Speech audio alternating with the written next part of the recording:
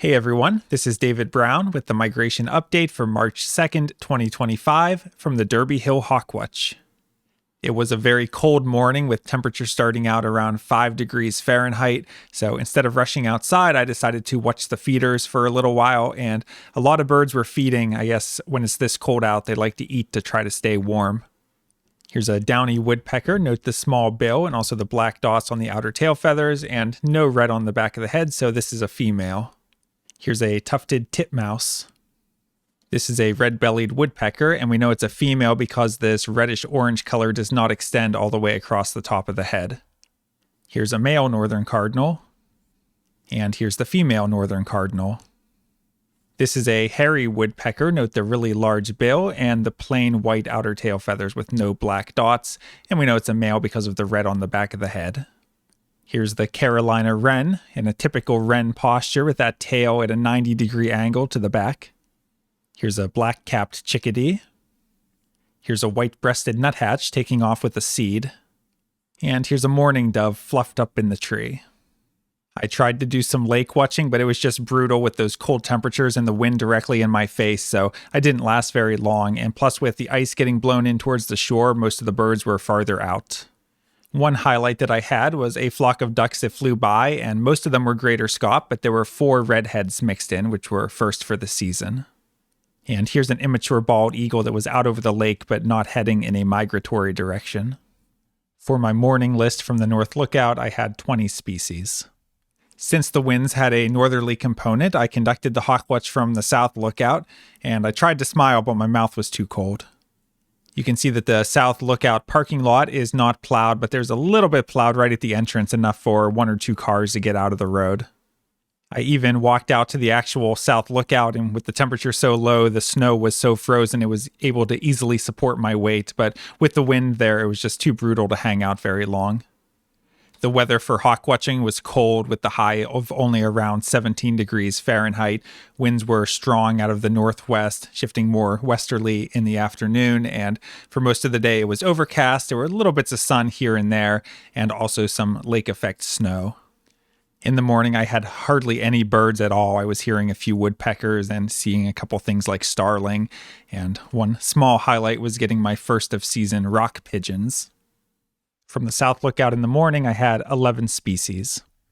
I needed a rest stop, and the porta potties won't be delivered for a few more days, so I headed back to the North Lookout, and while I was there, I was chatting with a photographer, and we had a flock of birds drop in first to the parking lot and then circle around us and land in the trees, and it was a flock of around 50 snow buntings. Snow buntings are a species I normally see on farm fields or on beaches, so I don't know that I've ever seen them land in a tree before, let alone this many. I won't tell you how many trips I made down in Delaware the past couple months to Fowler Beach and Cape Henlopen trying to track down a snow bunting without any success, so it felt like a little bit of vindication to get a nice large flock of them so close. It was also nice to see a white-winged scoter fly by over the lake. Here's an adult bald eagle that was heading the wrong way, but gave us a nice look as it passed overhead. And here's an immature bald eagle that was hanging out over the lake. From my break at the North Lookout, I had 20 species. While I was chatting with the photographer, I saw a distant rough-legged hawk migrating by to the inside, so I decided to hurry back over to the South Lookout. I was having a nice chat with a gentleman named Don, and I saw this bird coming towards us and flapping, and at first I thought it was a raptor, so I opened the car door and grabbed my camera, and when I looked back up, I noticed it had a long neck, and just from looking at the silhouette, I said, oh no, it's just a goose.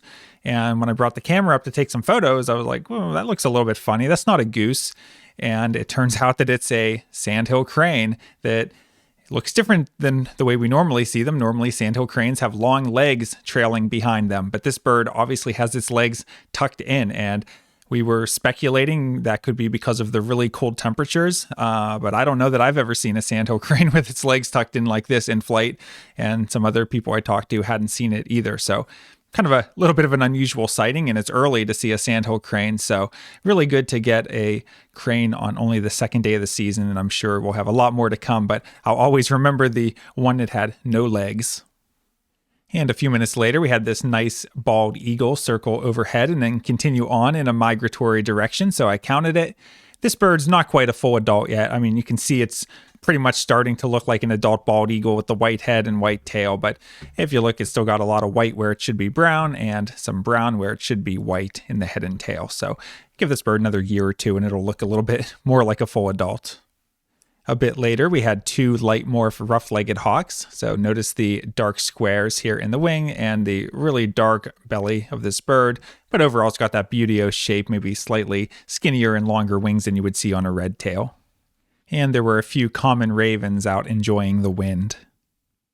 From the south lookout in the afternoon, I had 7 species.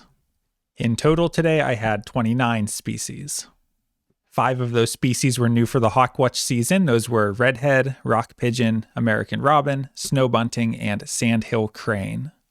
Looking at the hawk count report for our migrant raptor totals, today we had 1 bald eagle and 3 rough-legged hawks for a total of 4 migrating raptors. That brings us up to a season total of 6 raptors. Taking a look at the forecast, tomorrow will be warmer than today, although it's only getting up to around the freezing point. Winds will be light and southerly, and we may even get a little bit of sunshine in the morning. So probably the best conditions we've had out of the first couple days, and I would expect some raptors to be moving, and it should be a much more pleasant day to be out. So maybe we'll get some more visitors tomorrow.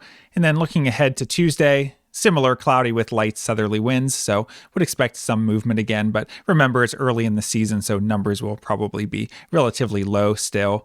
And looking ahead to Wednesday, looks pretty rainy. All right, well, I went into today with low expectations, but I survived the cold and even had some really nice bird highlights and met some great people too. So overall, a successful day, and I'm sure we have many more successful days to come over the next 3 months here at the Derby Hill Hawkwatch. Hope you can visit or follow along virtually. From Lyco Birds, this is David Brown. Thanks for watching.